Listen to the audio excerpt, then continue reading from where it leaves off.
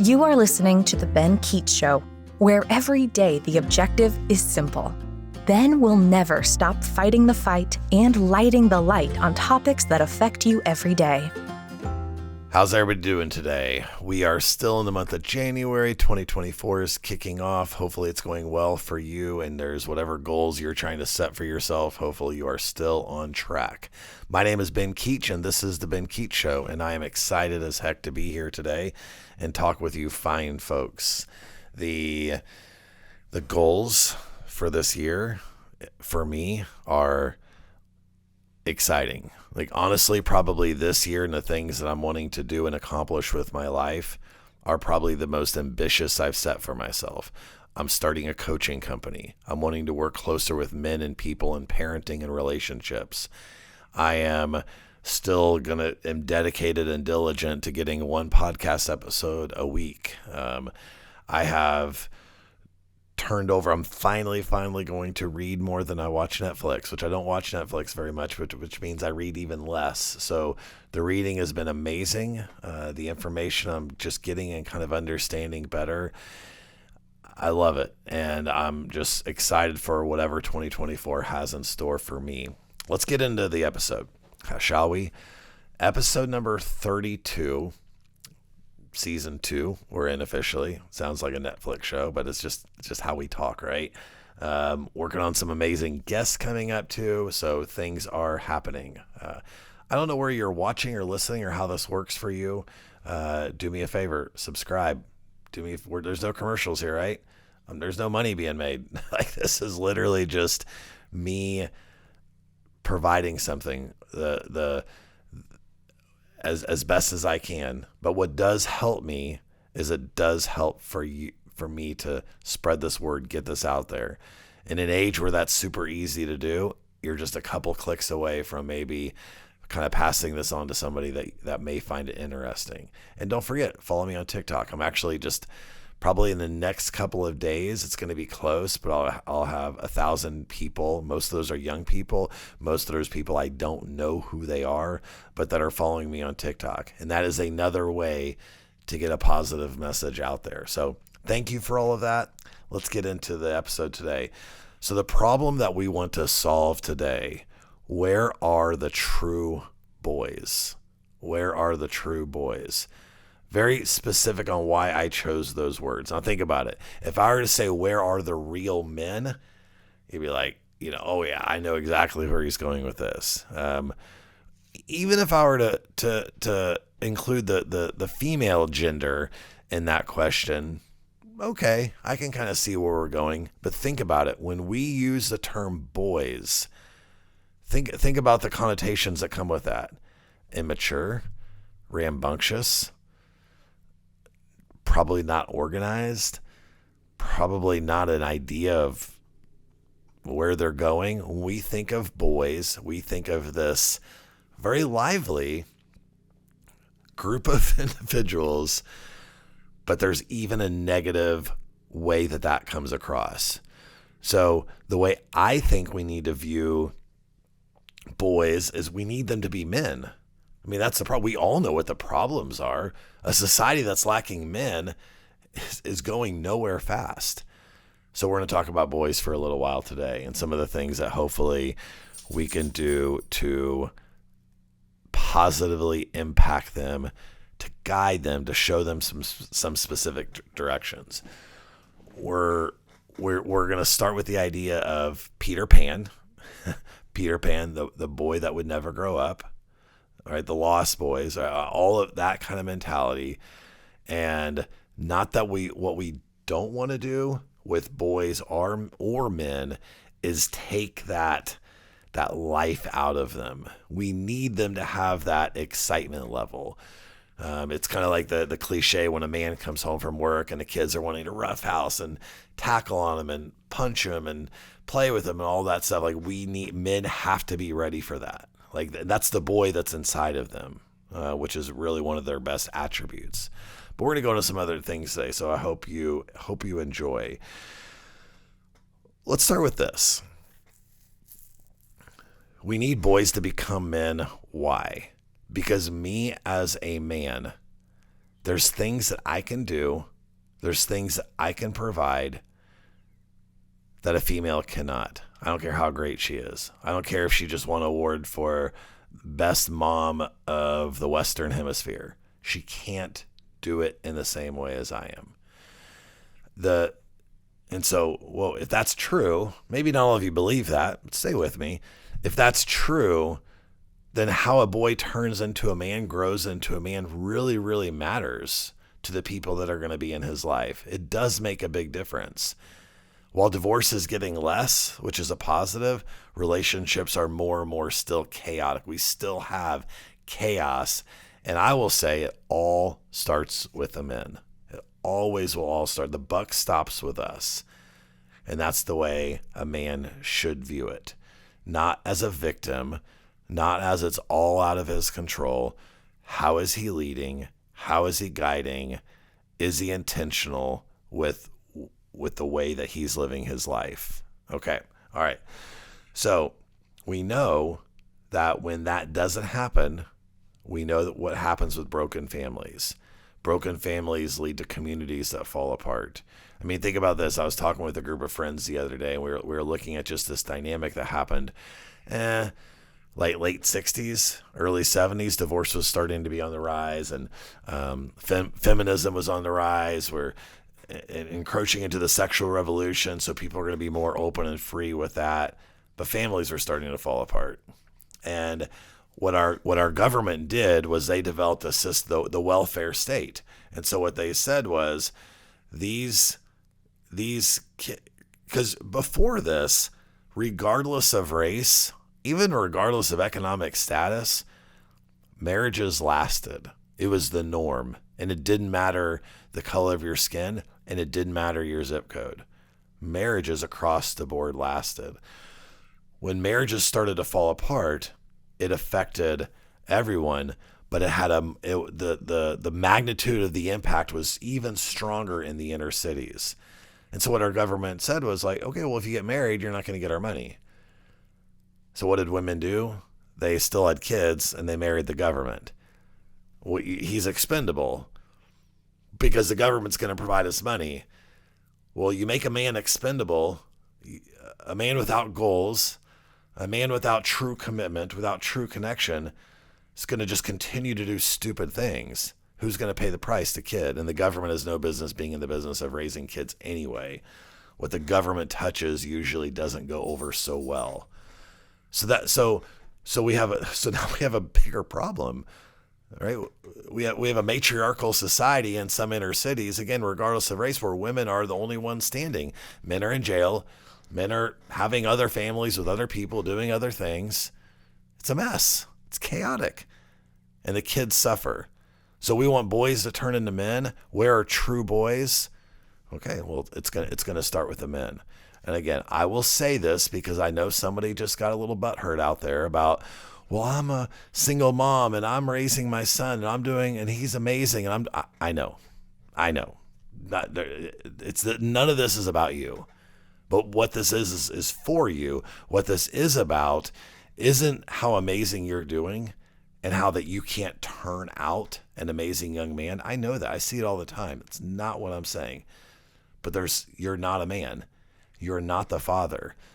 And boys need that if we can give it to them. Unfortunately, it doesn't happen well for everybody. Okay. Stay with me here on this. Okay. So let's go back to our boys. What are things that we can do as a society, as families, to make them into true mission-led boys? A focus and a guide on how that these behaviors will translate as adults to people who can have amazing relationships and have an impact on people they love and care about. Okay, so here we go. Number one, your boy comes home from school. He's 8 years old. How was school today? Good. Isn't that the answer that they all give? Okay. So what do we do as parents? Well, tell me more about it. It was fine. Did he learn anything? Maybe. Okay, so what we have here is we have an elementary conversation, one that I'm almost half asleep right now just having to say it to you guys. But it's a conversation that happens all of the time. So what do we do? How do we change this? How do we change this scope? So I'm the dad, 8-year-old comes home. Tell me about your day. They say something. Which classes did you have today? Well, we did like history and math. Okay, what are you doing in math? What are you doing in math? Who do you sit by in your math class, by the way? Do you get to sit by any of your friends? Well, I do get to sit by. Okay, now we're getting somewhere. And so what I'm doing through a series of questions and follow-up questions, my objective is only one thing. I want to get more than one word answers out of my kid. That's all I'm trying to do. Yes, I care. Yes, I want to know. I'm wanting my son to be more excited because right now he's super boring, like really boring. I could go do anything else in my life. It'd be more exciting than him saying these boring answers. Now, the second part that I'm doing, and this is answers, this is what we're trying to do, is I need my son, which boys aren't very good at this, to engage anyone that he's talking to. So here's the test. Families in the car, driving to grandma and grandpa's house for whatever the event is, a birthday party, whatever.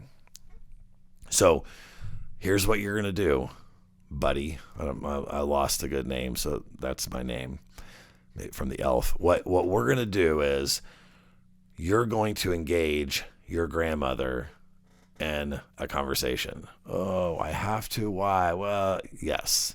You don't get to eat food until you do this. I don't know. What am I? And she can't know about this conversation. So you're going to have to pull this off in an authentic way. So what's grandma going to do? Give you big smooches. Oh, all the things, right?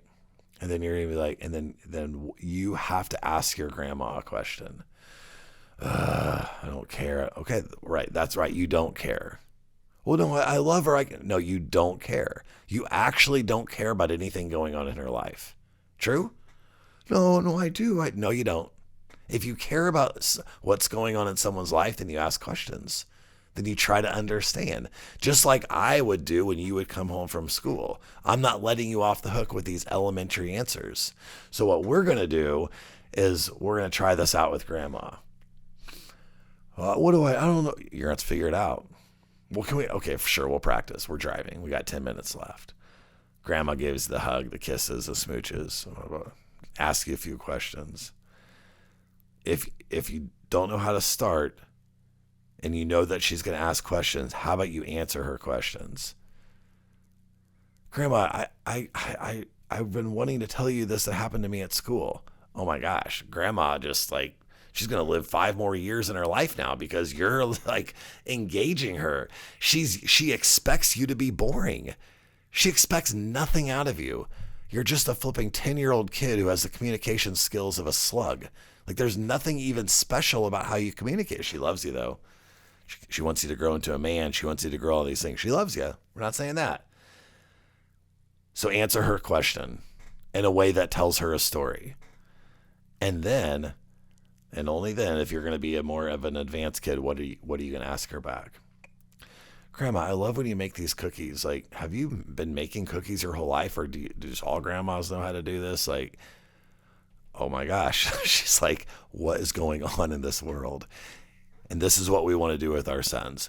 We need our sons to engage in conversation, and we need to teach them, challenge them at the earliest ages, because if we don't, there's no guarantee that they're going to be good at this later on in their life. And we also know that men who don't engage, men who don't care, who don't understand this dynamic, it's hard to get close to them. It's hard to know who and what they really are. They always seem distant, and they're not engaged in what we're doing. Number 2, put away your flipping phone. Okay, we have to say this because everybody has phones at all family functions. Put away your phone. I know and you know that there's the adults in the room that are on their phone just as much as any other kid. Put it away. Sit in the room and look at people. Talk to people if you can. Put your phone away. You have all of your life. You have the drive that you have so much time to put it away. to practice this. In our family, we are going to engage with people. And if we don't know how to do that and we're going to be stubborn SOBs about it, then you're going to look at people and you're going to listen to people and you're going to hypothetically try to come up with questions you're going to talk with people about. You want a boy to go into men? Where are true boys? They're flipping in their video games. They're in their phones, wasting their precious lives away, doing nothing meaningful. So show them something meaningful. Model that. Live that. Do that. And then see what happens. The result will be amazing. I promise you that. Okay. Number 3, greet people by their name. I had an amazing story that happened. This has been, it's probably been 25 plus years ago. I went to a basketball practice, and this is before I even had kids. So this was my, I'm not sure if I was married or dating my wife, but her brothers love basketball. And there is a coach, Coach Al, who ran these massive basketball practices, mostly in the inner city, but it was open to anybody. You could pay a small fee, you could go for free, but he was there, and he would spend 18% of the practice life lessons, all of it. More guys than gals, but there's both genders, and the ages. You could have a 4-year-old, you could have an 18-year-old, and they're all working out doing these intense basketball drills for an hour, 2 hours, whatever it was. And the one thing that he expected all of the players to do, because you have parents watching, right? We're sitting on the stage and chairs, wherever we can find a seat. Every single young person, when they were to go into the gym, would have to greet and look in the eye every single adult that was in the room. Think about that. You could have 40 kids out there, 50 plus parents perhaps, whatever that was, and they're going to come up and give a dap, a fist bump, before they started anything. That's the first thing they do. Kids are going to greet adults. Kids are not going to be intimidated. They're not going to look at the ground. They're going to look at their eyes. They're going to acknowledge it. Again, it doesn't matter all the other things in society. And what that does is it's taking, and most of them were boys, but it's taking these boys and step up. Let's go. It's not just about you. There's people in this room that have done a lot for you. How are you going to represent? How are you going to show that? And the other way is call them by name. Now, they didn't know us, so they weren't calling us by name. Figure out names, learn names, whatever that is. Look them in the eye and say their name as quickly as you can. Somebody tells you your name, find a way to repeat that name in the next 30 seconds or you will forget that name. But it's a skill, and it's personal, and it connects.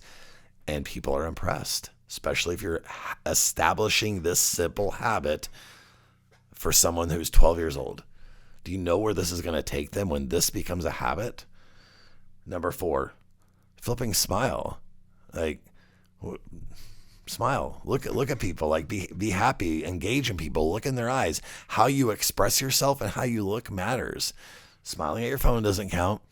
At people. Having conversations. Being real. Okay. Number 5, we're telling our boys, quit seeking attention in ways that don't matter. Quit being this, whether it's the class clown or just somebody doing outrageous things or saying outrageous things just to do it. If you're seeking attention for the wrong ways, you will not be a boy, a man that anybody looks up to or admires. It's not what you want. You don't want that type of attention. Again, what do we want? We talked about last time, that kind of that strong, solid, consistent man. A man that's reacting off of his own impulses to impress people or whatever is going to be this all of the time because it's gauged on his responses he gets from other people versus who he really is, which is definitely important. Okay. Next. It's kind of an interesting one. And kind of have to be careful talking about this because it's going to sound a certain way, but it actually really does matter. Know who to touch and when to touch them. Hey, what are we talking about here? Let me explain what I mean by that.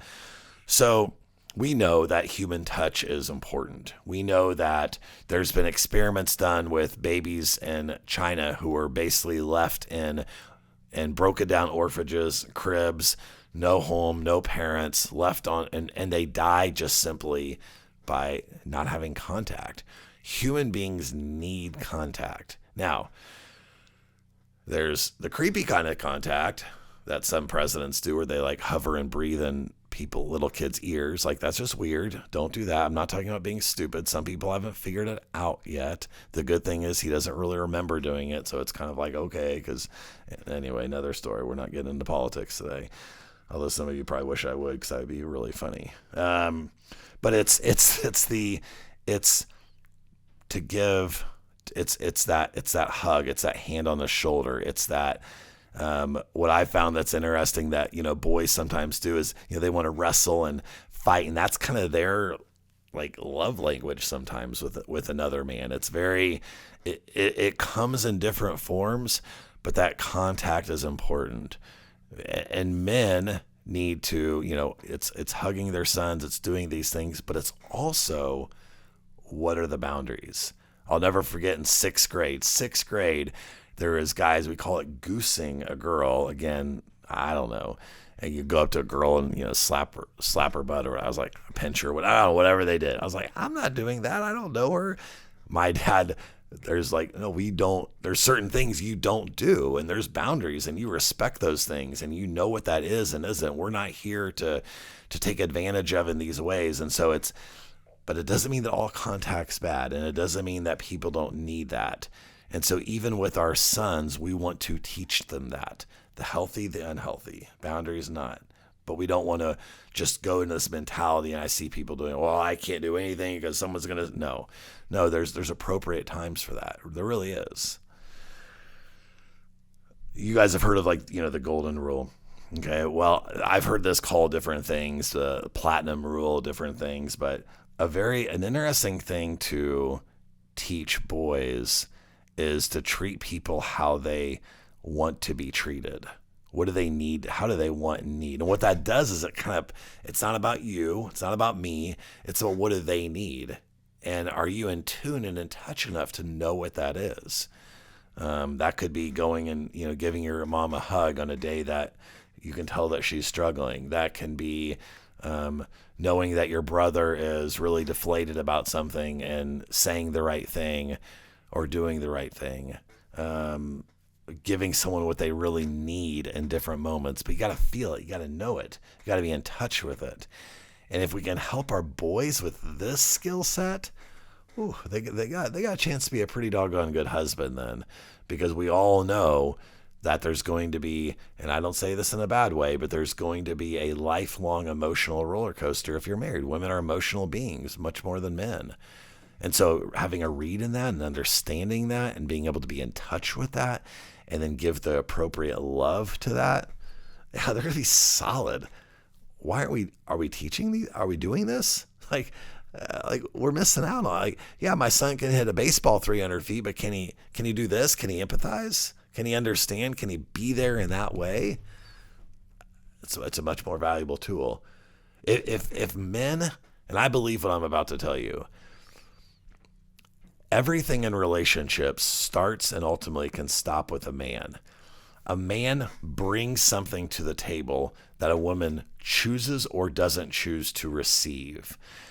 When a man is emasculated, when a man is not leading, when there's not intentionality behind them, and we're not teaching these things to our sons, women have to pivot.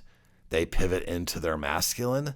Women pivot into they withhold what they want to freely give to the man they love. They'll withhold. And here we go. We are on the divorce train, like fast and furious. It might take 5 years.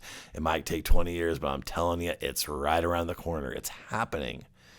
And so these things that I'm talking about that we need to teach men so they can be true boys growing into honorable men, we got to teach them these things. Okay. The last thing I would say, and it kind of goes back to the original thing I said, in conversation, we need to teach our boys how to put themselves second. Listen, ask questions. Don't immediately go to you. It's not about you. Learn how to have conversations where it's actually a give and take going on, where you're actually listening. What question can I ask? What can I follow up? What are they feeling? What's going on with them? Instead of how quickly can you get your stuff across? Okay, let's go into some quotes and some things that we do in every episode. Let's start with the parenting thought of the day in this episode 32. Where are the true boys? Okay, the one thing that we want to tell our boys is in life, you've never arrived. There's not a place where you'll find ultimate peace. There's not a place where you're done. Our lives are about doing, and we will always be doing. Whatever that is, there's always more to learn. There's always more to do and be, because there's people that are depending on us, people that need us. Think about this. A little commercial break here. Do you know why men, let's say he has a baby out of wedlock at 19, okay? And he's kind of a cruddy dad, and she doesn't like him, and it's just a mess. A couple 19-year-olds in a messy situation. Do you know why when he starts dating someone else at 22 and then gets married and then has 2 or 3 kids with them, why that kid just can become like left out of it? It's a lot of psychological things, but for a man to stick by his biological child means he actually has to be putting himself second, because he's not getting any connection from the mother. As a matter of fact, he's probably getting a lot of negative from the mother, and maybe rightfully so. This whole element's falling apart. So this is what happens with society. When a baby here, a decision here, and a man to manage that and be all that he's supposed to be to all of this stuff. I mean, I don't care if you're Tyreek Hill. I'm just telling you, it's not working out. It's going to be tough. Like, you ask him. It's going to be tough. He's got money. Ask him. It's not going to be easy. We as men, in a best case scenario, we have our bride with us. We have it. It's a much easier road. I'm not saying that because a man needs forgiveness for that, although it'd probably do your soul well to do that. I'm just telling you, it's tricky. The psychology of all that is kind of a mess. And the sad reality is, this is why guys go, well, here's my new family, and just let this old one go. It's horrible. It's not right. But when those relationships dissolve, unless you're super intentional, it's going to look messy. It's not going to feel right. Okay, let's move on. Okay, the song today, I love musicals. Most of you probably don't know that about me. I love musicals, Fiddler on the Roof, Sound of Music, and many others. So I pulled a song from Sound of Music, sung by Julie Andrews, called "I Have Confidence." And in the movie, she's realizing that as kind of a nanny and taking on all these children whose mom died. Boy, who am I? I was just a nun. Like, who's listening to me? And she kind of walks through this process of confidence and how she has to have confidence. Now, I believe that it's hard to have confidence if you haven't had success.